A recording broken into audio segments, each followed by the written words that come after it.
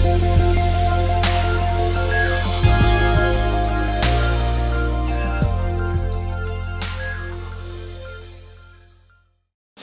lagi di podcast Mata dan Telinga bersama saya Denny Darko dan Property Observer, the tool to feed your soul. Bersama kita adalah satu orang pakar musik. Kalau seandainya lahirnya bareng sama saya dan ikut, kayaknya bukan berjoget ya, tapi dulu pensi-pensi zaman saya kuliah dulu selalu ada band The Groove. Nah, beliau ini orang yang dia keyboardis ya. Iya.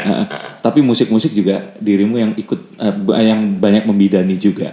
Iya, barengan sih sama teman-teman di Groove ya. Dan kalau dilihat dari dilihat dari banyak ininya saya tadi lihat memang benar-benar serius di bidang musik, CV-nya banyak banget. Dan kalau kita kenal misalkan ada Avi dulu ya. Oh iya. Avi yang paling gampang di antara puluhan yang lain ini, bahkan mungkin udah nyampe 100 lebih. Di balik layar banyak artis dan penyanyi. Yang terakhir Atsuki siapa? Atsuki ya. Dan beliau sebagai produser. Ya, beliau adalah Kang Ali Akbar. Iya. Saya manggilnya Kang karena ada Arab ada Sunda, betul ya? Iya ya. Sedikit sih Arabnya. Sedikit ya. Jadi nggak usah diemphasize sedikit. Kalau kurang. Tapi kalau Arab biasanya nggak sedikit loh. Gede gitu. Apanya? Saya ngomong begini karena memang kebanyakan yang dengerin ini ibu-ibu. Ya, jadi pengen minum nih. Oke, by the way, pengen ngobrol karena cakupan di podcast Mata Telinga ini adalah passion atau passion and money. Okay. Kadang-kadang kita harus memilih, dan ini juga salah satu hal kenapa kok akhirnya cocok sama saya, kolaborasi sama saya, karena saya pun juga punya jalur yang sama. Kayak misalkan dulu pengennya sekolah itu orang tua saya pengen jadi dokter. Okay. Nah, terus kemudian di perjalanan pengen jadi arsitek, sekolah arsitek dapat 3 tahun ternyata pengen jadi seniman. Okay. Sekolah S1, S2 seni rupa jadi tukang sulap. Nah, tapi balik lagi di sini pengen mengajak orang-orang untuk bahwa passion and money itu nggak buat dipilih. Nah, kita mulai dulu mungkin dari sekitar 30 tahun yang lalu kali ya. Nggak setua itu ya. 30 tahun yang lalu. SMA nggak 30 tahun yang lalu ya? SMA. Iya, 30 tahun yang lalu ya. Iya, 30 tahun yang lalu ya. Buset ya. Baru sadar itu ya. dulu awalnya waktu SMA memang, atau waktu sebelum kuliah dan sebagainya, sudah tahu nggak kalau akhirnya akan kehidupannya menuju ke sini secara orang tua dokter ya? Ayah saya. Ayah dokter, kemudian keluarga dari ayah juga dokter. Yeah. Banyaknya dokter ya. Maksudnya dari keluarga yang dokter gitu. Iya. Bahkan sempat waktu itu mau dapat PMDK untuk ngambil bioteknologi di UGM. Iya. Yang seharusnya sekarang mungkin sedang meneliti vaksin di Bio Farma di Bandung kali ya sekarang ini. Mungkin di alternate universe bisa seperti itu. Kayak Kang Ali, coba cerita dulu waktu itu udah kebayang nggak sih kalau akan jadi begini? Sebenarnya udah sangat kebayang ya, karena mulai dari SMA itu yang kebayang sama saya ketika lulus ditanyakan mau kemana, saya cuma mau main musik dan belajar musik. Oke. Itu sebenarnya dari mulai waktu itu zaman les organ ya waktu kecil. Nah, anehnya waktu awal les organ begonya setengah mati sih. Nggak bisa-bisa gitu maksudnya? Nggak bisa-bisa gitu. Oke. Terus kemudian asimilasi sendiri, ngulik sendiri, dan les lagi, dan bisa langsung itu. Oh, karena kalau saya pernah punya cerita, jadi kira-kira kelas 6 SD SMP, tiba-tiba tuh almarhum ibu saya beli piano Yamaha, tapi yang bukan yang piano tidur, piano rumah itu ya. Oh iya, upright. Terus kemudian mulai bulan depan kamu les piano ya? Les piano, nggak ditanya apa, saya sukanya gambar, kenapa lesnya piano ya kan? Nah akhirnya selama les itu yang pura-pura ngantuk lah, sakit perut lah, terus ngeluyur pergi dilama-lamain lah, pokoknya gimana caranya nggak les. Saya aja belajar berdiriin tangan, ini kan piano kan, kalau belajar organ aja kan begini nih, tapi kalau gini ini tuh bisa sebulan sendiri. dikasih kartu nama di antara ini, itu belajarnya setengah mati. Saya 1 not sih waktu itu 2 minggu lumayan. Nah, Untuk ini doang. makanya nah ini terus dan yang lain-lain itu kebayang, aduh susah setengah mati, tapi nyeselnya pas sudah SMA dan kuliah. Kenapa nyesel? Jadi nggak keren karena teman-teman yang anak band itu gampang banget dapat ceweknya. Sedangkan kalau saya tukang gambar itu paling dipanggil, ayo dipanggil datang ke ruang OSIS suruh bikin spanduk. Jadi ada penyesalan. Tapi memang musik ini Banyak ceweknya? iya. Juga sih. Oh, itu kita simpan di pertanyaan terakhir nanti ada. Ini pertanyaan ke-15. Oh, ngeduluin sekarang. Biar lebih tenang di terakhir. Gua pancing nih. Balik lagi ke tadi itu. Berarti memang dari awal sudah tahu kalau musik ini adalah jalannya. Udah, memang saya sudah memilih seperti itu gitu. Bahkan ketika waktu ditanya lulus SMA mau kuliah musik, debat sama orang tua gitu. Debatnya kayak gimana? Boleh ceritain? Waktu itu kondisinya Waktu itu gimana? Lagi apa dan bagaimana? Debat dengan ibu, terus kebetulan saya ada hobi yang lain ya, gitu, untuk di otomotif atau mesin. Ya udah kenapa nggak? Kalau mau sekolah ke luar negeri nggak apa-apa temen. Ya udah sekolah mesin. Hah? Enggak mau sekolah musik. Gitu. Ya udah kamu ngomong sama ayah. Lebih susah lagi kan gitu. Ayah udah dibisikin sebenarnya sama ibu waktu itu. Enggak sih, dia lebih terserah. lebih punya ini gitu. Uh. Lebih punya prinsip. Buat gambaran, ayah ini dokter apa? Spesialis anak. Spesialis anak. Oke. Dan waktu datang itu ngomongnya gimana waktu itu? Ngomong aja sih. Terus? Kenapa? Ya pokoknya mau belajar dan sekolah musik. Dan emang biayanya kan nggak kecil kan ya. Itu pertama. Terus yang kedua, emang bisa ngasih apa ntar dari musik? Boro-boro kepikir kan. Emang itu yang ada passion saya pada saat itu gitu. Dan terus ada gitu. Kayak panggilan aja gitu. Terus kenapa kamu nggak beresin dulu kuliah yang ini atau kuliah yang itu, apapun itu gitu. PS1 ya musiknya sambil jalan, itu musiknya hobi aja. Ada negosiasi. Kata ayah gitu. Gak bisa.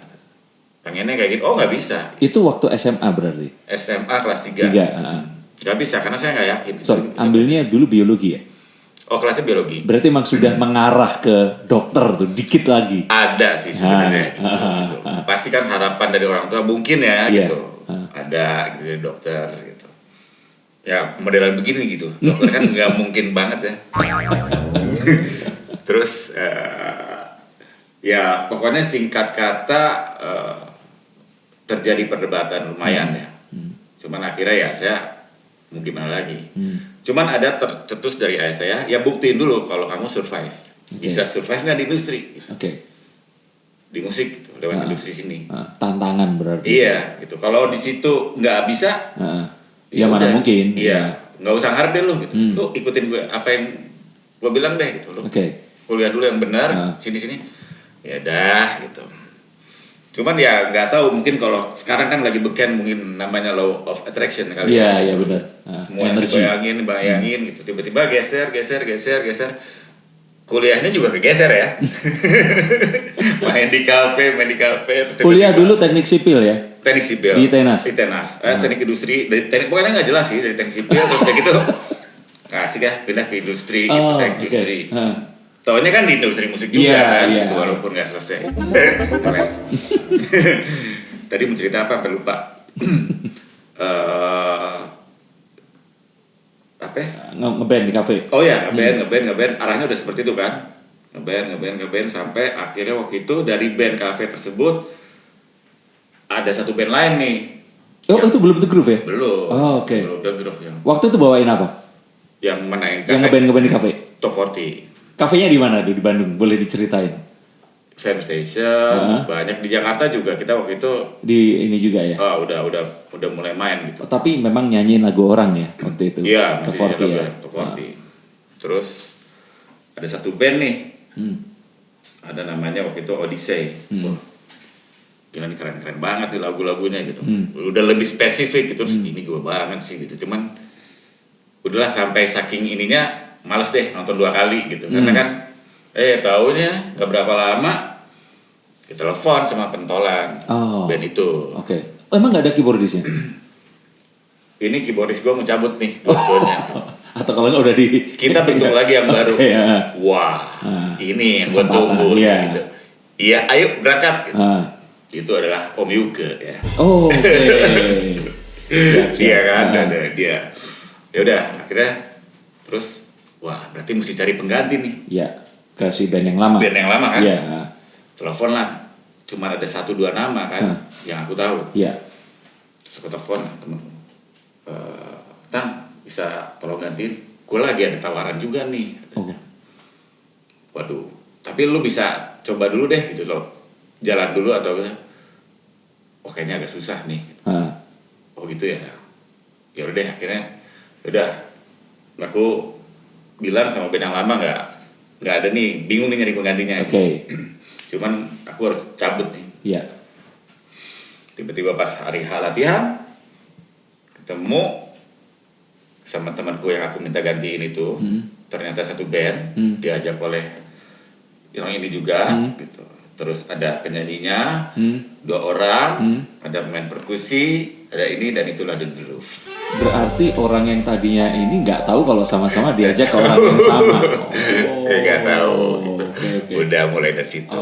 Nah dari situ pun kita ditargetkan kita nggak lama-lama main di kafe. Itu 97 ya? Berdirinya 97, 15 Mei 97. Iya. Ya kata band The Groove itu terbentuk. Terus gak lama, sekitar 2 tahun deh, pokoknya targetnya. Nah udah deh main kafe, cuman kan udah ada aim nih rekaman. Iya. Ya udah sekitar tahun 99 keluarlah album pertama. Tapi lagu-lagu itu udah mulai dikumpulin dan dibawain. Iya. Pas terakhir ya, sampai yang waktu akhirnya kita diambil sama Sony gitu, terus Mas Yofi ikut bantu untuk sebagai produser gitu. Ya kita udah mulai bawain gitu. Itu ini ya, ya sejarahnya ya. Sejarahnya. Oke, sejarah cukup. Nah, ada yang unik di podcast ini. Semua orang yang datang ini saya tanyanya berdasarkan kartu yang dibuka. Kartunya ada di depan Kang ini sekarang. Diambil kartunya, monggo, mangga silahkan di. Ini kartu apa? Acak dulu. Kartu tarot. Kartu tarot, oke. Nah, jadi biasanya kalau kartu tarot dibuka semuanya terbuka. Yang resmi sama yang enggak ketahuan. Kalau boleh nanya nggak? Iya. Sebenarnya tarot ini sifatnya ramalan atau logika atau problem solving? Dua yang pertama kan atau kalau problem solving jawaban di antara kedua itu tadi. Problem solving betul. Tapi apakah ramalan dan logika? Nah, saya lebih suka terms kata pseudo. Oke. Pseudo itu antara ramalan, antara dua-duanya itu tadi. Oke. Jadi saya nggak bisa bilang iya dan enggak karena orang akan berasumsi ini adalah ramalan. Tapi in reality sebenarnya ini adalah analisa. Oke. Data yang coba di. Itu dia. Mirip kalau misalkan kayak dari sini mau ke Bandung 2 jam, terus tiba-tiba di perjalanan, loh kok jadi 2 jam 40 menit? Ternyata ada kemacetan atau ternyata ada kecelakaan atau hal yang lain. Nah itu didasarkan dari data yang dikirimkan ke satellite oleh orang-orang yang pakai Google. Jadi pas kita nyalain kebaca seperti itu. Nah ini mengelola data. Seperti saat saya tanggal 29 Desember 2019 saya bilang akan ada satu artis dicitrakan positif, akan kehilangan citra positifnya setelah video pornonya beredar. Dan hari ini waktu kita sekarang lagi ngobrol 2 jam yang lalu Giselle dinyatakan tersangka. Nah, itu sesuatu yang saya bilang, apakah saya melihat masa depan? Ya, dengan versi saya. Tapi apakah saya bisa melihat keseluruhan? Enggak. Karena kalau saya bisa lihat keseluruhan, saya akan bisa mencegah itu. Sayangnya enggak. Nah, ini kartunya silahkan diacak, nanti kita acak tuh gimana gini? Bebas, mau diacak begitu mau di. Nah, monggo. Monggo ya. Bebas. Mau diacak begitu juga nggak apa-apa. Kalau saya lebih seneng begini sih. Nah, boleh silahkan. Kan anak nongkrong banget. Ada dong. Bodoh ya. Mungkin agak gede jadi memang.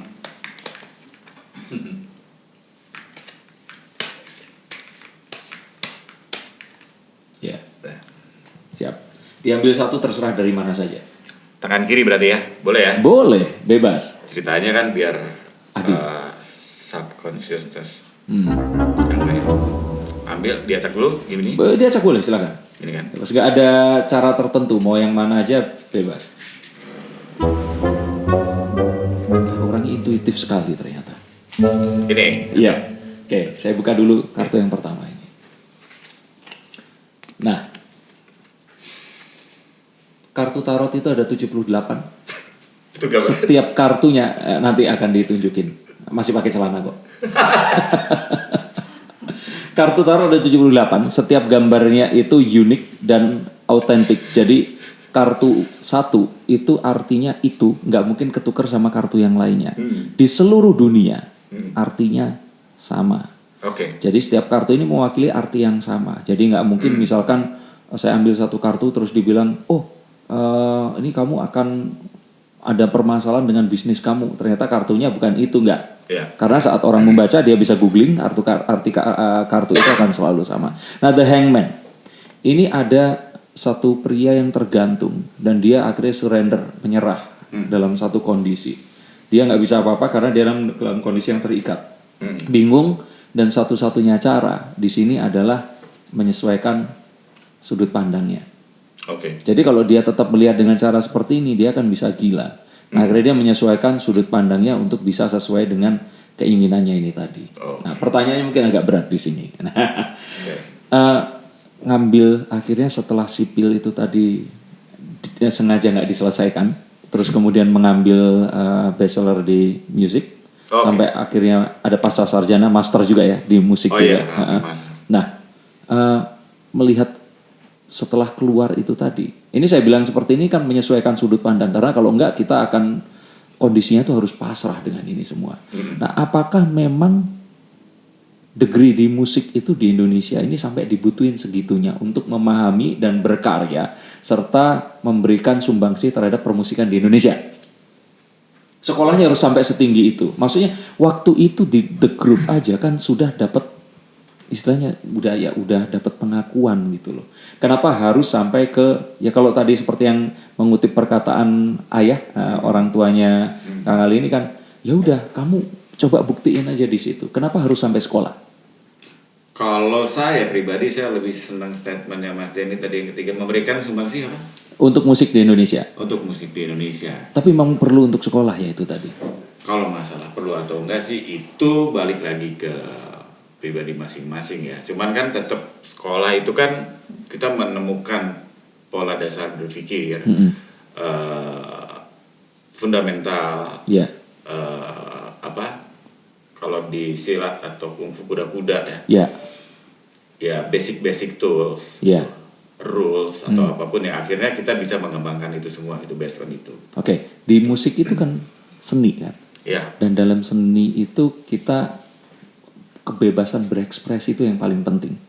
Yeah. Nah, misalkan seperti di belakang Kang Ali ini dan di belakang saya ini lukisan istri saya kebetulan. Nah, orang kadang-kadang mikir, ngelukis gini kenapa sih harus sekolah seni rupa? Ya gitu misalkan. Nah, kira-kira penjelasan untuk itu bagaimana? Berat banget ya pertanyaannya. Boleh ganti kartu nggak? Tadi bukan yang itu sebenarnya sih. Ini gara-gara dengan kiri sih. Sederhana, karena gini, kebanyakan teman-teman di sini mungkin adik-adik juga ada yang pengen sekolah musik. Tapi terus pas ditanya sama bapaknya itu tadi, ngapain sih sekolah musik?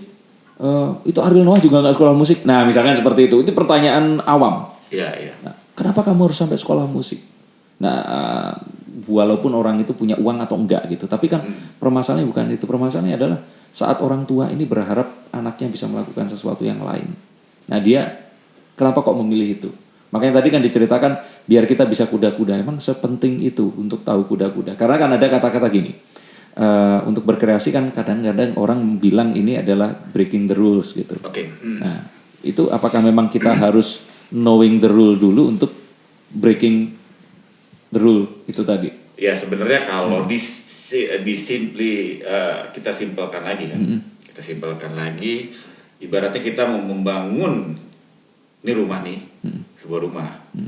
Tapi untuk berapa lama ke depan kita bisa bangun bangunan atau rumah ini bisa luas atau semakin naik. Oke. Automatically kan kita harus punya fondasi yang betul, kuat. Gitu. Betul. Ya, betul. Sesimpel itu sih. Kalau Oke. saya lihat dari lukisan ini ya, ya ujung-ujungnya sih memang apresiasi atau impresi dari masing-masing Betul. si Iya. penikmat itu. Nah, kalau dilihat dari ini, lukisan ini menggambarkan istri yang puas dan bahagia dengan pernikahannya, bangga terhadap suaminya dan Ini pernikahan banget sih. Hidup Ruwet ya? berwarna gitu dan ya di situ-situ aja gitu. Bentar, kok kayaknya ngerti banget udah berapa kali memang? Apa tuh? Gue di mana ya? Tiba-tiba lupa ya. Oke, kartu berikutnya. Uniknya gini, setiap kartu yang muncul, pertanyaannya nggak tahu kita. Jadi jangan salahin saya, ini salahin kartunya. Gak boleh mikir. Ya, itu tadi. Sorry. Ya, siap. Oke, the Eight of Cups. Eight of Cups itu kartu tentang bagaimana seseorang kondisi ini tuh sebenarnya oke untuk dirinya, but somehow something missing. Ada yang hilang di situ. Nah, belum. ada sesuatu yang kayak nggak pada tempatnya. Oke. Nah, merasa seperti itu recently, akhir-akhir ini. Iya sih ya. Kenapa? Mungkin saya lagi butuh partner dalam hidup. Nah, itu sebenarnya pertanyaan ke-15, tapi nggak apa-apa di kartu kedua. Ada yang kayaknya ada yang Oke, tapi jadi balik partner itu tapi ya sih. nah, sebelum ke situ, orang kan selalu berpikir begini. Seorang pemain band gitu kan, atau band member. Ini yang menarik. Nah, Oke, lanjut. Ya, makanya biasanya kalau dulu anak-anak Pasti SMA, berbakat dong. Lanjut Mas. biasanya kalau kita dulu anak-anak SMA kuliah itu, waduh mimpi banget jadi pemain band. Ceweknya banyak. Banyaknya bisa dibarengin atau satu persatu gilir gitu seperti itu. Maksudnya dipacarin ya. Nah, sebenarnya kan kalau dilihat berarti kan ini adalah titik kulminasi kalau sebagai seseorang itu saat menjadi satu orang di atas panggung, piawai memainkan instrumen, jago membuat kata-kata dan musik. Itu kan wah, seakan-akan yang hidupnya itu ya seindah lagu yang diciptakan. Harus seindah. Iya. Harus seperti Nah, itu. karena ini kelihatan ya harus saya seperti itu. nggak membahas langsung personal ke Kang Ali ini, tapi kenapa kok kebanyakan juga musisi ini malah kebalikannya? Gue udah menyiapin jawaban yang Oh iya siap. Ternyata itu yang keluar. Bahaya. Gimana? Ini kartu bukan saya ngambil loh. dari dulunya. Iya, karena ini kan itu tadi beken udah, sekolah musik udah, semuanya udah, ada satu. Ini biasanya kalau yang saya interview cewek, saya minta tisu buat mau nangis. Enggak sih. Oh enggak, iya kalau cowok enggak gitu maksudnya. Tapi enggak apa-apa ya, cerita aja. Satu apa ya? Gue juga baru sadar loh. Mungkin ada satu ya.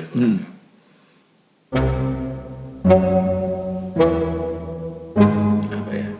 Anak sulung lagi gitu atau gimana? Ngerti ya?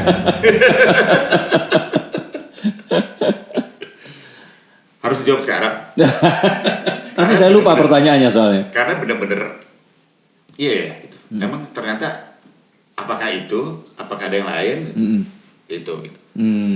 Nah, tapi kalau misalkan orang tuh selalu menyangka gini, saat seseorang menciptakan lagu, itu adalah pengalaman asmaranya dia. Itu benar nggak sih?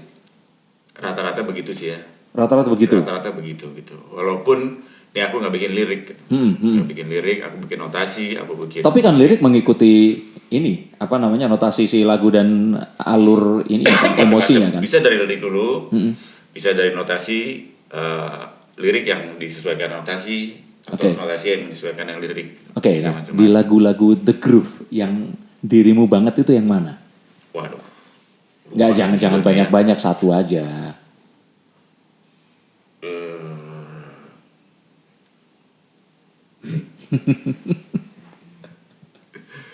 Di lagu The Groove ya.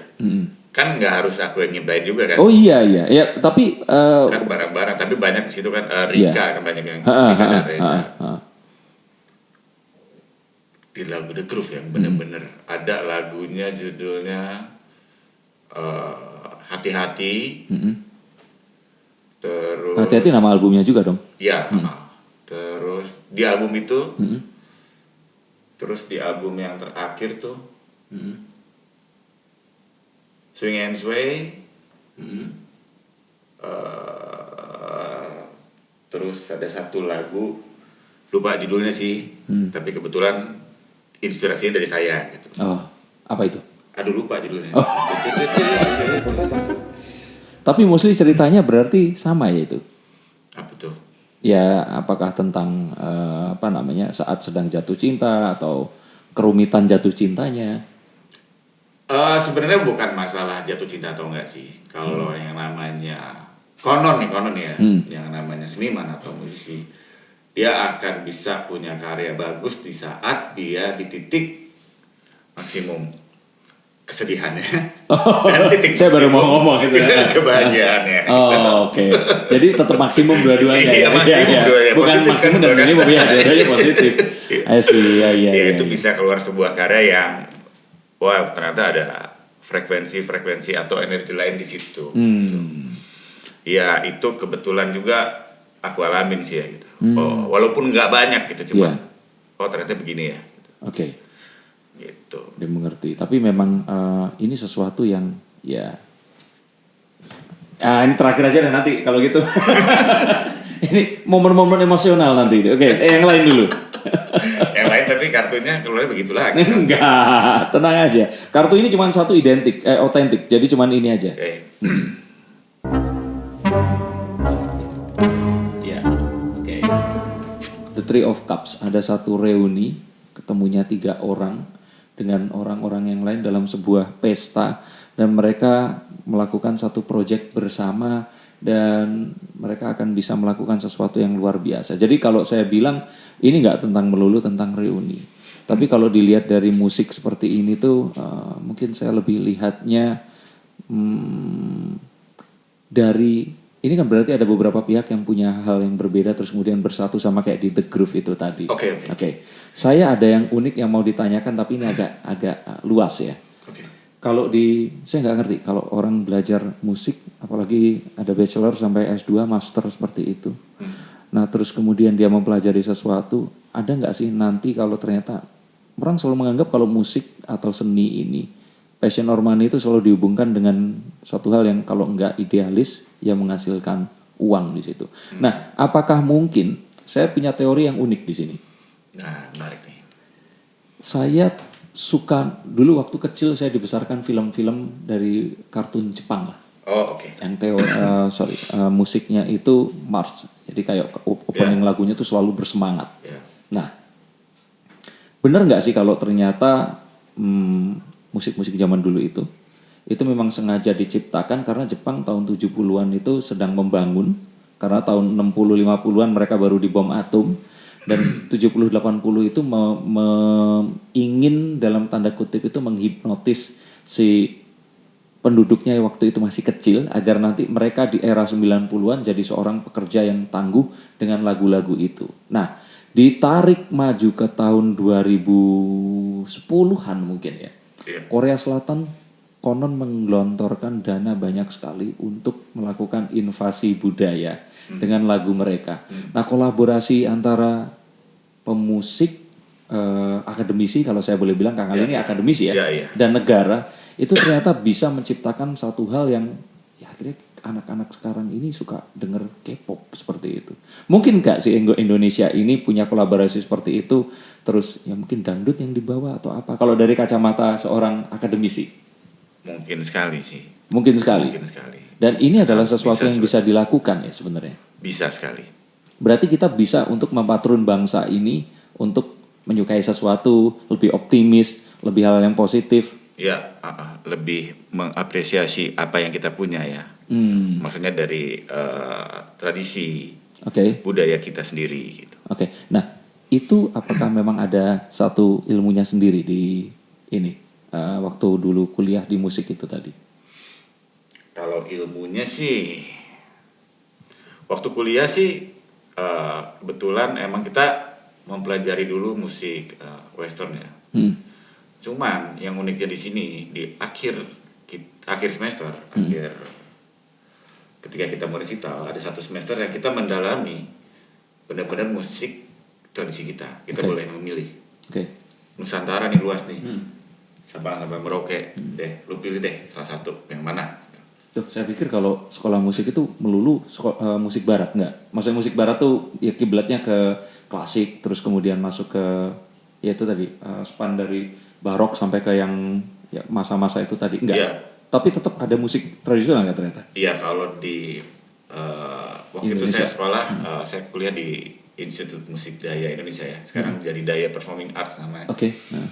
Ya, emang harus ada selalu kita menggali budaya kita, walaupun kita mempelajari musik-musik luar. Cuman ya, yang akhirnya nanti kita berkarya atau kemanapun kita tetap dengan jati diri kita sendiri. Oh, oke. Gitu. Which is Indonesia ini kaya banget ya sebenarnya, ada budaya. Iya. Musik kalau bicara talenta gila-gila Indonesia sebenarnya. Ya kalau kita mungkin berpikir kan anak-anak sekarang musiknya selalu kiblatnya akan keluar. Dan kalau dilihat dari musik juga rasanya tuh kayak tahun 90-an itu terakhir atau 2000-an awal hingga 2000-an tengah ya menuju 2010. Setelah itu rasanya kayak nggak ada pemusik. Saya bilang pemusik itu bukan penyanyi hasil pencarian bakat ya, tapi kayak pemusik yang memang dia secara musikalitas bermacam-macam gitu. Iya. Bener gak sih kalau saya bilang benar. seperti itu? Secara musikalitas ini kan luas itu ya, dari instrumentasi Iya, instrumentasi, atau vokal. apa nih itu, via vokal atau Ya maksudnya anggap aja begini. Belum nemu lagi grup kayak The Groove. Oh, Atau misalkan seperti Dewa 19. Kayak band dan penyanyi yang akhirnya sanggup untuk berkarya sekian lama itu berhenti di era 2010-an. Nah kesini itu cuman penyanyi, saya nggak bilang cuman ya, penyanyi didominasi oleh ajang pencarian bakat atau dari popularitas media sosial, dan terus kemudian dia nggak lama, paling cuma 3-4 tahun terus kemudian hilang. ya karena kan ya tetap proses ya dalam berkarya atau bermusik itu. Ya prosesnya dulu bisa sampai ke situ tuh kan pasti kan ada proses yang akhirnya kita menghargai dalam hal apapun sih sebenarnya sih ya. Iya. Cuman kalau dibuat instan, automatically mungkin ya hilangnya juga cepat. Oke. Itu sih lebih ke situ sih. Oke, berarti di sini setelah sekolah musik itu tadi kita akan tahu bahwa penting untuk mengetahui basic dari semuanya. Ya betul. Polanya seperti apa, Ya, betul. agar kita bisa mengulang kesuksesan sesuatu, betul nggak sih? Ya, Ya. Jadi dan ini nggak cuma musik, Ya. ternyata di semua bidang juga begitu. Apakah mau sekolah kuliner, Ya. sekolah seni, Ya. seni rupa, seni tari, Mengulang itu bagus ya kata saya. itu tadi. Jadi Karena semuanya udah dilakukan. betul. Ya. Nah, tapi kan mengulang dengan versi tersendiri itu kita Yes. harus belajar dulu caranya. Ya. Kalau mungkin boleh tadi kita sebelum kita tadi ini kan makan nasi padang tuh. Jadi kalau mungkin orang bilang kan nasi padang itu ya misalkan kita bilang asam pade gitu. Ya seperti itu gitu. Nggak boleh dirubah. Begitu warnanya nggak seperti itu ya itu bukan asam pade gitu. Ya, tapi ya. cara menyajikannya itu yang tiap tahun harus punya plating yang berbeda, Ya, kreasi yang ya, berbeda. Apakah mau otentik atau mau kontemporer? Iya, cuma tetap pakemnya ada kan. Betul. Iya. Nah, berbicara tentang itu masih di kartu yang sama ini tadi dengan masalah kolaborasi karena saya addressingnya ke Indonesia nih. Iya. Ada yang bilang kalau musik Indonesia itu bermacam-macam tapi kalau kita dengerin Project Pop bilang dangdut is the music of my country. Nah, dangdut ini kan kesannya jadi mohon maaf nih, bukan saya mendowngrade dangdut karena the king of dangdut Bang Haji Roma Irama juga dia seorang legend yang kalau kita dengerin dangdut ya itu tuh ya kayak dengerin lagu Judi dan sebagainya itu kan sesuatu yang ada semangat, ada apa namanya syiar di situ, ada semua, ada pesan. Nah, terus kemudian ada waktu itu sempet seperti tadi diceritain ya. Bang Haji pernah marah sekali sama Mbak Inul karena Mbak Inul itu membuat dangdut ini jadi dalam tanda kutip kata-kata tepatnya apa ya, tapi sebenarnya itu jadi merakyat tapi jadi terus kayak merubah citra. Iya, merubah citra ya. Jadi citra. Adanya tuh di acara-acara yang memang waktu itu kan dituduhkan dia mengumbar keseksian. Ya. Yang padahal sebenarnya ya nggak bisa di framing seperti itu karena konteks ya. Kita harus lihat dia ada di mana dan sebagainya. Nah, cuman kemarahannya adalah mungkin karena Bang Haji ini mencoba untuk mencitrakan si dangdut itu seperti itu, terus kemudian ini mengambil citranya dipopulerkan dengan cara yang ya mungkin lebih light ya, lebih ringan ya. Ya mungkin kalau kita bicara posisi lebih light dan mungkin dari sisi Pak Haji juga mungkin gak Mas ya. Sebenarnya Mbak Inul ini punya kapasitas untuk gitu. bisa seperti dia. Gitu. Mungkin ya. Iya gitu. ya, tapi memang saat itu kan awal mula saya ingat banget tuh BlackBerry Messenger terus bisa kirim-kirim video, iya, dan terus kemudian jadi viral di mana-mana sampai ya di Pondok Indah aja ada patungnya Mbak Inul gitu. Iya. Karena saking viralnya waktu itu tadi. Tapi ini kan balik lagi sama seperti ini tadi, passion and money. Kalau saat waktu itu nggak ada Mbak Inul, mungkin penyanyi dangdut di KDI seperti sekarang kayak Lesti, terus yang lain-lain mungkin nggak akan nyanyi dangdut kali ya, karena popularitasnya akan berbeda. Atau itu sesuatu yang juga niscaya pasti akan terjadi juga. Tetap masih akan terjadi sih. Pasti akan terjadi masih akan terjadi dengan berbagai acara toh yang akhirnya jadi benar-benar penyanyi dari ajang bakat tersebut juga qualify semua. Iya. Dan sangat sulit gitu. Saya tuh paling anti menggunakan kata sulit ya. Menantang mungkin. Menantang ya. Cuman karena saya bukan penyanyi ya. Dan waktu itu lihat orang-orang berusaha untuk mengadaptasikan nyanyi dangdut. Ya cengkoknya tuh punya khas sendiri. Tarikan nafasnya semuanya. Iya. Pernah ada satu pengalaman bareng sama Bang Haji ini kolaborasi bikin itu. Yang minta dirubah ininya karena ya dia harus nge-rewrite ulang untuk diterjemahkan ke orkestra itu ya. Dulu banget sih. Dulu banget. Itu pengalaman kecil. Saya sebagai pengiring aja waktu itu di bagian di rhythm section orkestra. Itu udah dulu banget. Tapi memang secara kalau boleh dibilang memang dangdut ini musik Indonesia ya, atau karena ada yang bilang kalau ini kok dangdut ini seakan-akan sebenarnya dia musik yang bisa didengarkan oleh semua orang, bahkan udah diakui juga kan waktu itu. Cuman kok kesannya kayak dangdut ini didengarannya cuman orang-orang dengan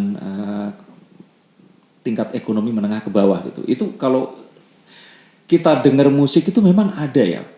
Ini untuk ekonomi tertentu atau untuk didengerin sama orang tertentu, kalangan tertentu, atau ada nggak sih kalau dari sekolah musik itu kayak ininya pakemnya gitu?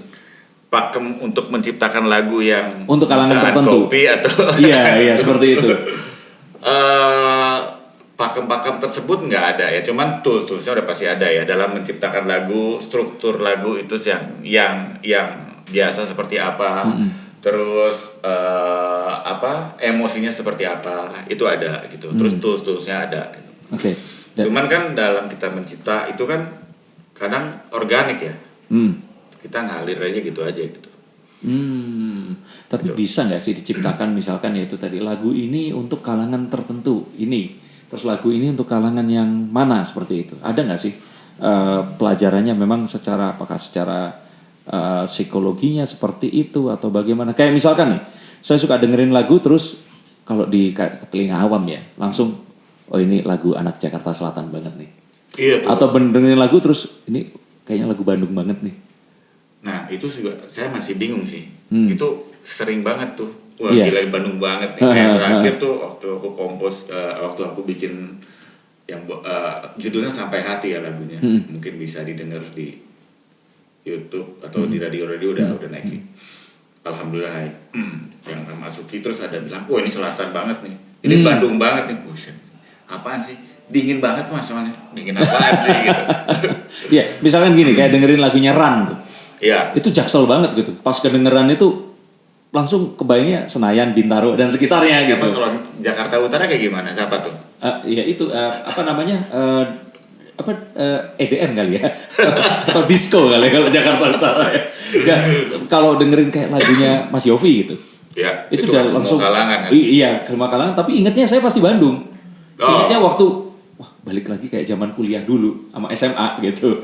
Seperti itu. Nah, jadi ada nggak sih pakem-pakem tertentu, apakah dari dia notasinya atau dari penggunaan nada tertentu atau apa? Nggak ada sih. Nggak ada ya kalau dari teori itu udah ya? natural seperti itu ya. Ibaratnya kita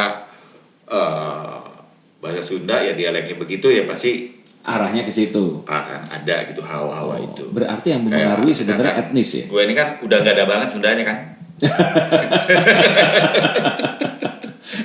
Misalkan gitu terus kalau kita bicara Bandung ya itu kan Bandung atau Indonesia itu kan secara letak geografis itu mempengaruhi masyarakatnya Betul. atau penduduknya. Betul. Oke. Iklim juga.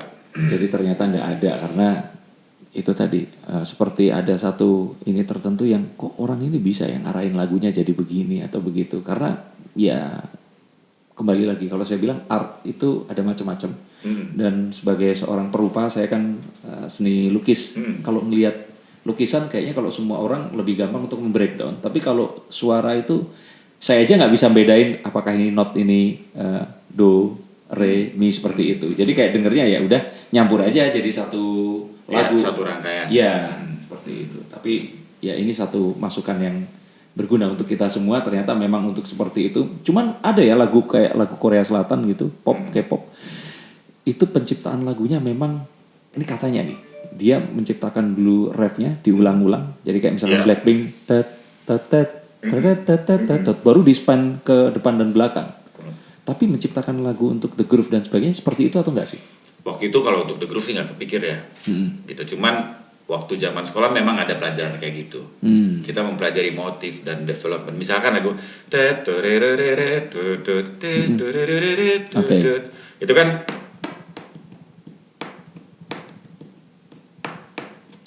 oh iya ritmiknya seperti itu kan ada melodi ritme dan harmoni nah udah jadi dari situ development kayak tadi balik ke lagu Korea tadi kan basicnya cuman nadanya gimana itu terus dibilang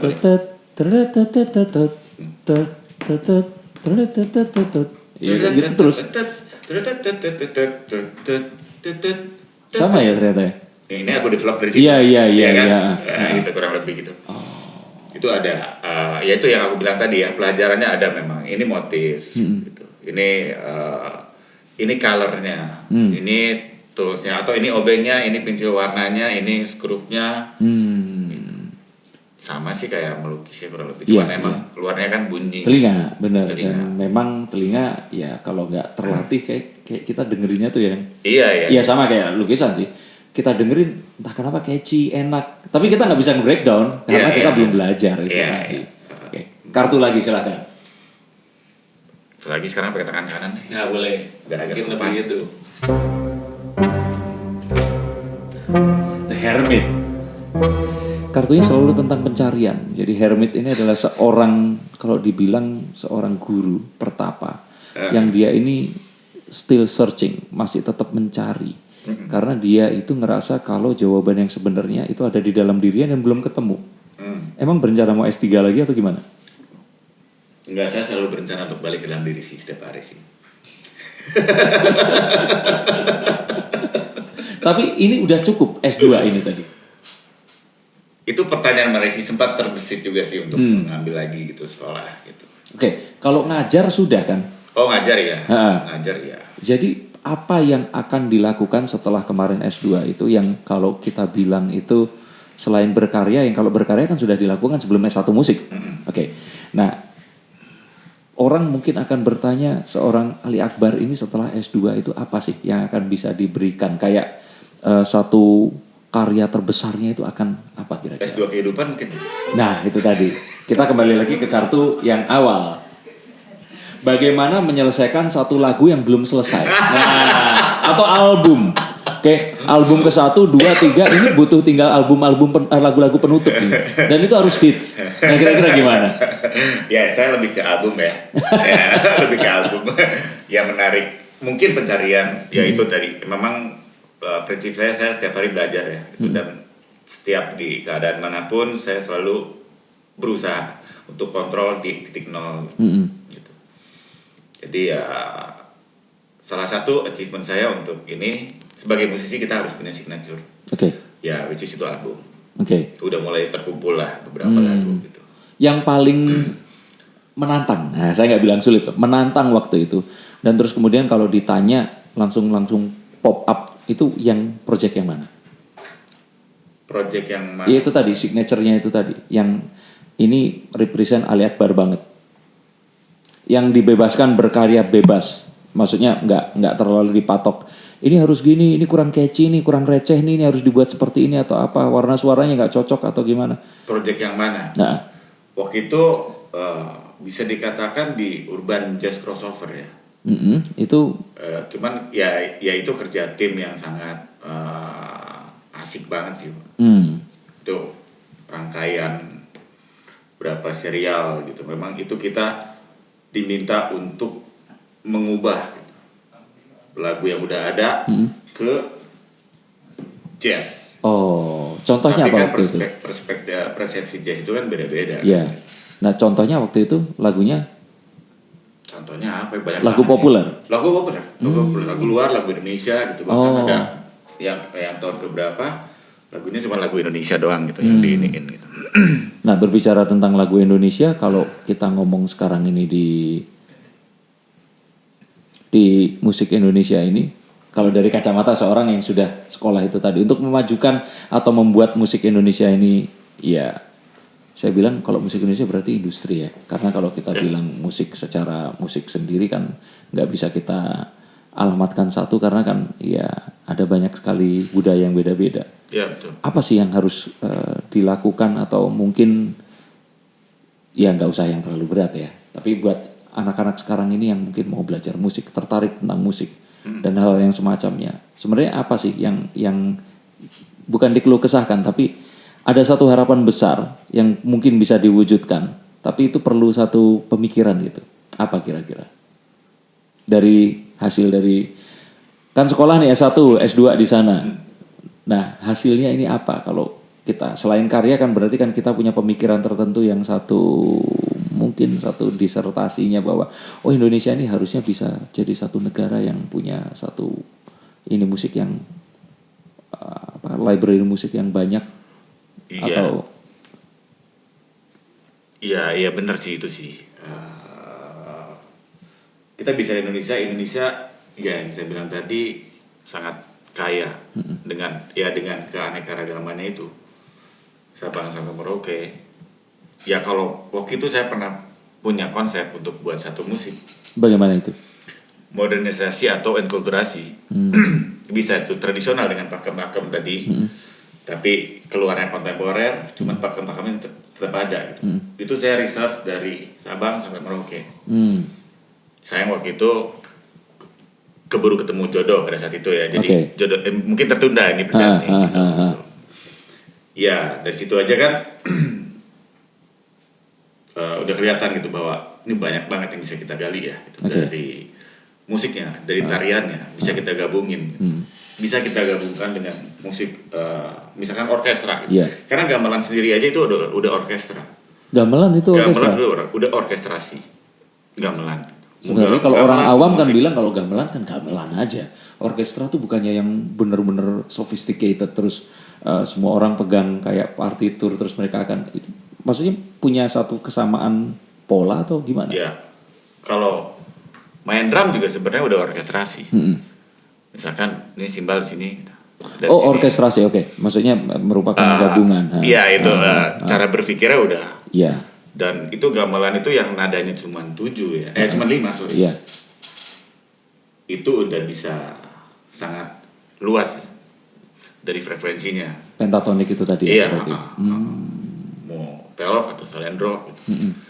Dari instrumentasinya, dari cara bermainnya. Yang mana itu feel doang ya. Iya. Tidak ada yang baca gitu main. Benar. Nah, itu uniknya Indonesia. Iya. Dan ketika kita coba telaah dan kita research gitu, tulis, wah gila banget ya. Bahkan musik dangdut gitu. Iya. Ada unik-uniknya gitu, tengah-tengahnya tiba-tiba strukturnya lompat ini. Oke. Gitu. Ya itu musik, tarian, ya budaya ya Indonesia. Sabang sampai Merauke itu ada serialnya deh gitu. Atau jadi satu dan bisa jadi orang tuh dunia tuh melihat wah Indonesia seperti ini ya ternyata. Itu proyek yang tertunda itu tadi. Iya. itu ini saya gitu. Udah ada arahan-arahan atau pintu-pintu ke arah situ tuh udah nih ada gitu. Berarti kalau proyek tertunda emang masih menunda, harus menemukan yang tertunda juga itu tadi sampai akhirnya diselesaikan. Mau mana yang dulu sih sebenarnya?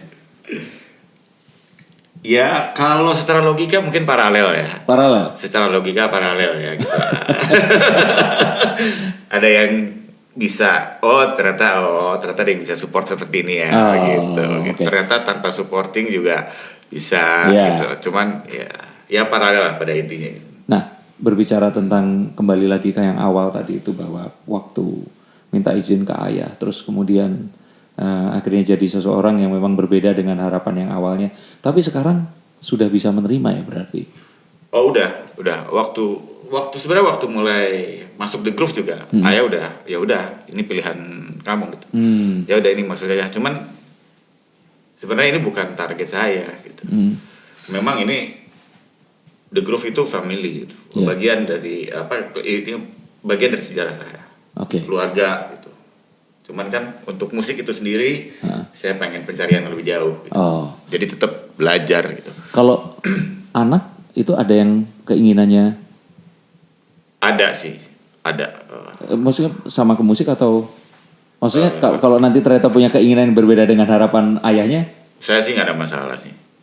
Nggak ada masalah. Cuman gimana ya? Kalau ada pepatah buah tidak jauh dari ininya. Dari akarnya, buah apa?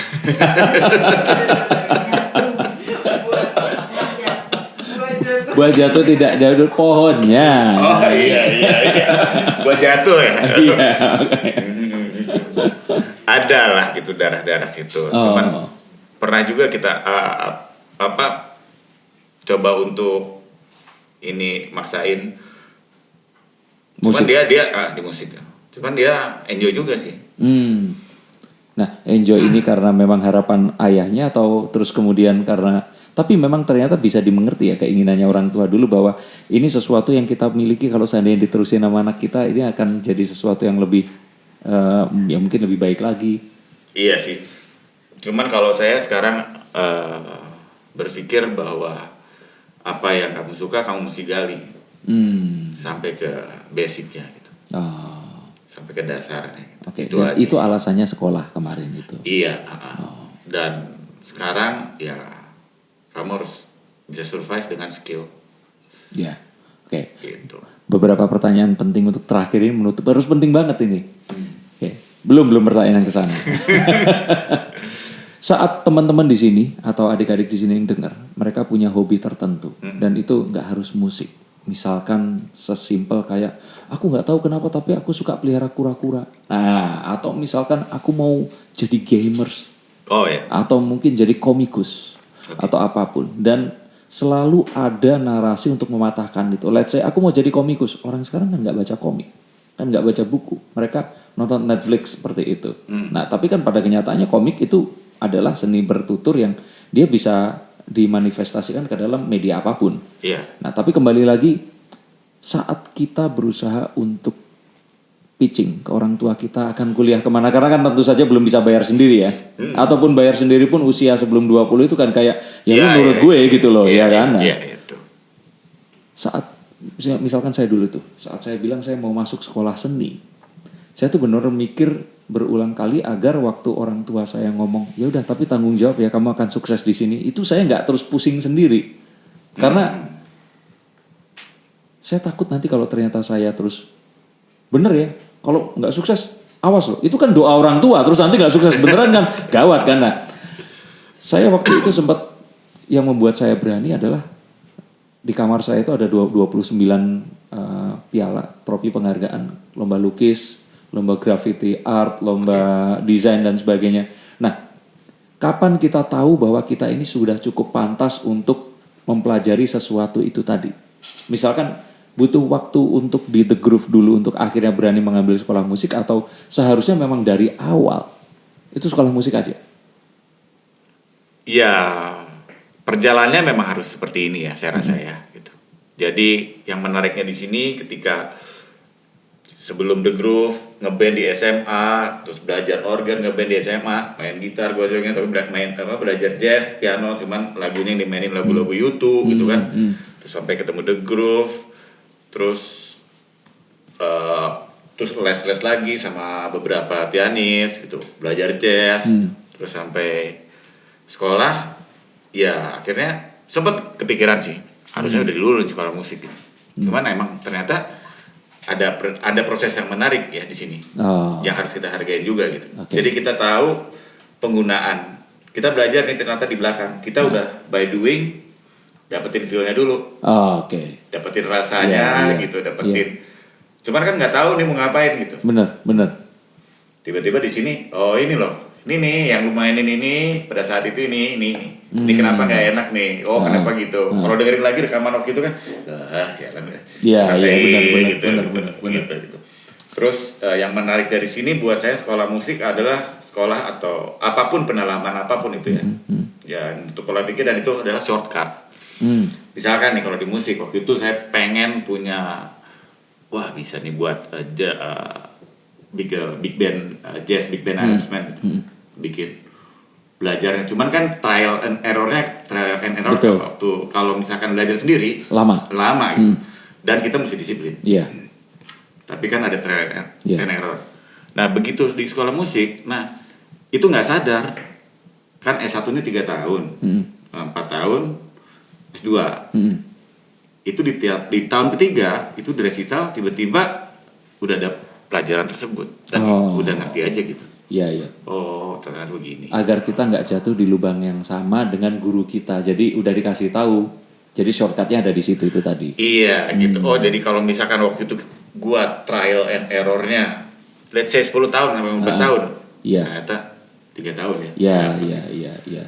Dan kalau ngomongin biaya tentu saja akan lebih hemat karena memangkas waktu, dan waktu kan sesuatu yang nggak bisa kita beli. Iya itu dia. Itu yang menariknya sih. Dalam bidang apapun ya sebenarnya. Oh iya benar, dalam bidang apapun. Jadi sebaiknya kalau kita punya kesempatan sekolah, ya sekolah aja. Iya. Oke, setuju. Kartu terakhir. Silakan. Mau tangan kanan, kiri atau dua-duanya langsung? Dua-dua.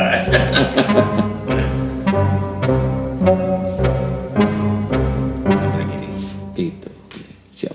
Nah, The Page of Cups. Jadi ini tentang perasaan, tentang bagaimana kita memanage semuanya, mempelajari sesuatu yang baru, dan gak ada kata terlambat untuk itu. Oke. Sempat mengajar musik juga untuk piano untuk anak-anak ya. Oh iya. Nah, memang apakah musik itu harus diajarkan dari kecil, atau memang kayak tadi waktu belajar organ itu nggak kecil banget juga kan waktu itu? Nggak kecil banget. Nah, tapi sebaiknya itu memang diajarkan dari kecil atau bagaimana? Karena sebaiknya ya musik itu kalau menurut saya memang ada pendidikannya sejak kecil. Karena belajar musik, instrumen apapun itu membalance otak kiri dan otak kanan kita. Oh ya? Ataupun di olahraga sama ya. Oke. Jadi kayak di piano, otomatis tangan kiri kita, otak kanan kita kan. Tangan kanan, Otak kiri. Oh, Nah ini kan kita baca notasi, analisa kan. Tapi rasa itu main. Oke. Ya. Kan kalau di situ tulis ada forte gitu, misalkan pianissimo gitu, dynamic ya kan. Tapi kan lama-lama udah gak ngeliat itu lagi kan. Betul. Oh gitu. Kalau kita tahu gitu, oh ternyata ini sejarahnya lagu ini, komposernya ini gitu, ini yang diceritakan gitu.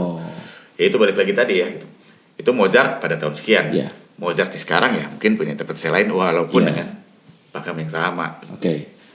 Jadi walaupun akhirnya dia nggak harus jadi musisi, tapi itu ada baiknya memang diajarkan untuk pelatih otak kiri dan kanan.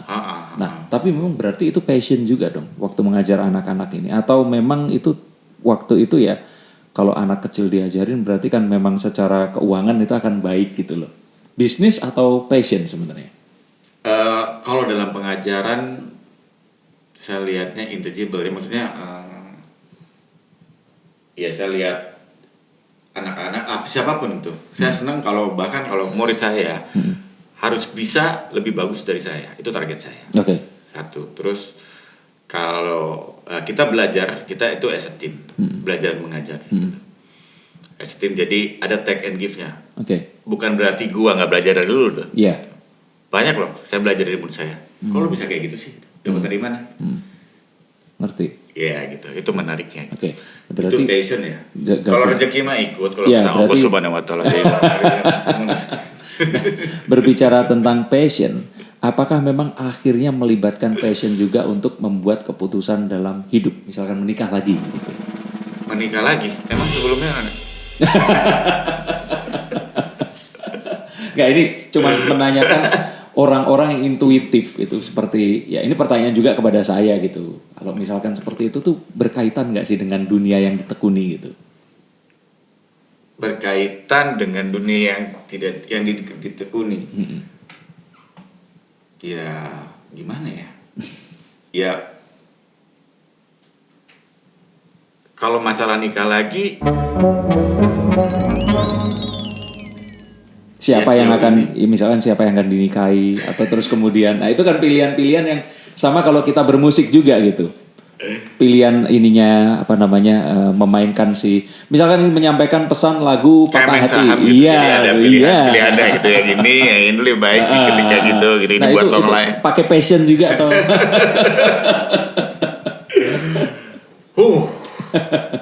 Karena Ya. kalau orang Bandung gitu, ini dan ini saya kayaknya denger ini ibu-ibu semua gitu, pasti kenal apa namanya portfolionya, nah Emang keyboardis portfolionya kenapa? The Groove gitu. Ya lebih ke kalau saat ini ya saya menikmati untuk proses asimilasi ya. Cuman kalau dalam perjalanannya ternyata ada yang sebagai partner itu tadi ya saya bilang pertama gitu, ternyata klik gitu, terus saya kembali menjadi diri saya sendiri gitu. Udah dibaca semuanya keluar di sini ya. Gokil. ya kenapa enggak gitu, walaupun santai dulu lah gitu. Gitu. Oke, tapi menceritakan dirimu itu mungkin kalau dideskripsikan sebenarnya orangnya simple atau kalau musik itu seperti apa sih? Seorang Ali Akbar. Overthinking saya. Overthinking? Saya overthinking. Oh iya? Gue overthinking. Cuman sebenarnya orangnya simpel banget gitu. Tapi dalam hal karena perfeksionis kali ya. Jadi kalau musik atau apa yang disukain, kayaknya harus dipikirin ini gitu. Nah itu kadang feel-nya kalau kita mikir yang organik itu hilang kan, rasanya hilang gitu. Iya, betul. Kalau kita bekerja kita bekerja kan di intuisi dan rasa, 80%, 90%, 10%-nya logika. Oke. Nah itu kadang-kadang gitu. Berarti memang sebenarnya kontradiktif di iya, situ. iya. Tapi itu sebenarnya bukan paradoks ya, tapi malah dua sisi mata uang sebenarnya. Saat kita di sisi yang lain mungkin karena ya, dituntut untuk mempelajari sesuatu dan setelah sekolah memang, makanya itu jadi pertanyaan juga saat kalau dirimu turun tangan terus kemudian, Mas ini tolong dibuatkan ini, terus dikerjainya terlalu detil karena kita sudah sekolah sampai master, padahal nanti endingnya oh enggak, saya mintanya yang lebih simpel aja, begitu kali ya? Iya, kurang lebih ya. Itu saya banyak belajar sih dari kasus-kasus karena saya ngerjain juga jingle ya. Oh iya, Ya, betul. Kan itu mentranslate dari klien dengan bahasa bukan bahasa musik gitu. Betul. Kan awalnya kan pasti dijelasin lagi dengan bahasa musik. Iya, iya. 1 kali 2 kali salah nih gue nih kan bisa begini gitu. Kita coba untuk padahal ternyata misalkan ini kurang bola nih gitu. Gila ya, kan nggak mungkin saya ngejelasin ini bola ini sejarahnya begini, fungsinya gini, terus kan nggak mungkin kan betul, diam. betul. Oke. Ternyata misalkan nih, cuman kurang ole doang gitu. Padahal itu nggak ada hubungannya sama si musiknya. Iya. Lebih ke voice-nya kan. Gitu misalkan. Iya, Kita orang mikir musiknya dia apa-apa. Enggak nih, coba dikasih sedikit gitu. Dan memang Nah ini nih ternyata begitu. Gitu. Dan memang akhirnya ternyata ya kalau tadi mungkin kalau kembali lagi ke masa lalu terus harusnya ngambil PMDK nggak tuh ke UGM belajar bioteknologi. Tapi kalau dilihat dari sekarang saya pikir ya itu tadi seperti saya cerita. Ini orang sekarang podcast itu lagi naik daun. Orang pengen denger seseorang cerita tentang sesuatu yang mereka pengen dengerin dan ya pekerjaan-pekerjaan seperti sound engineer, seorang musik arranger dan sebagainya itu bukan jadi satu profesi yang kalau dulu kan orang pasti menanyakan ini memang kayak gimana sih. Tapi sekarang di sini aja ini banyak sekali orang yang memang kalau ahli di bidangnya dan menekuni, ini akan jadi seseorang yang memang luar biasa. Iya. Ya, saya pikir ini sesuatu yang juga membuka mata dan telinga kita. Jelas. Ya, dan untuk yang nonton atau dengerin di sini kalau memang mau sekolah musik ya go for it. Ya. Karena ya nggak pernah menyesal dan memang kalau harus mengulang lagi ini akan dikerjain lagi ya, tetap akan sekolah, nggak akan bioteknologi ya. Bukan artinya itu lebih jelek, tapi nggak pernah menyesal di jalan ini berarti. Ya, nggak pernah menyesal. Dan satu lagi yang penting, yang paling penting tadi pernah disebut juga sama Mas Denny, tidak ada kata terlambat untuk mulai sesuatu atau mempelajari sesuatu. Betul. Termasuk pernikahan lagi ya. Iya. Semoga nggak terlambat. Amin. Oke, Kang Ali Akbar, terima kasih waktunya. Ini senang banget saya. Gimana tadi? Jujur di sini tuh pengen nanya banyak hal, tapi saya takut terjebak ke sesuatu yang terlalu berat. Karena ini ngobrolnya rasanya kalau ngobrol sama seseorang yang memang menguasai sesuatu tuh pengen nanya banyak hal. Cuman akan lebih banyak lagi. Semoga kita bisa ngobrol lagi nanti. Tapi thank you banget. Dan di sini akan menambah orang-orang kepercayaan bahwa kalau memang menyukai sesuatu, just go for it. Sekolah saja, karena tadi yang saya bisa pick up di sini adalah ya agar kita berkreasi ya kita belajar benernya dulu seperti apa. Iya betul. Karena kalau enggak ya kita akan selalu terjebak untuk nggak tahu ini mau kemana dan bagaimana. Terus nantinya kan, cirinya ini si A begini nih gitu. Nggak ada signature ya. Kadang itu tadi signature atau keterbatasan. Benar. Kayak misalkan ketemu, kok lu makin tua tua sama mateng tipis nih. Itu iya. Oke, dan dari kartu kan? Ya makanya ini tadi. Udah cuma segini kartunya. 1, 2, 3. Nanti kalau dikupas lebih ini lagi itu tadi terlalu habis nanti. Dan memang banyak hal yang lain termasuk kolaborasi, belajar nggak mengenal usia itu tadi. Dan hal lain yang ya, semoga bisa menginspirasi. Terima kasih sudah mendengarkan dan menonton podcast Mata dan Telinga bersama Property Observer. Terima kasih Kang Ali Akbar sekali lagi. Dan saksikan terus karena ini adalah. Terima kasih udah diundang ke sini. Sama-sama, terima kasih. Ini adalah satu dibuat ibu prosedur juga ya. Prosedur. Karena memang ini prosedurnya ada di sini, saya harus ini. Oke, saya tutup ini dengan satu ajakan untuk yaitu tadi do your passion dan ya money will follow. Tetap ikuti dan dengarkan karena ini adalah satu-satunya konten yang akan menjadi the tool to feed your soul. Saya Denny Darko, terima kasih, sampai jumpa. Terima kasih.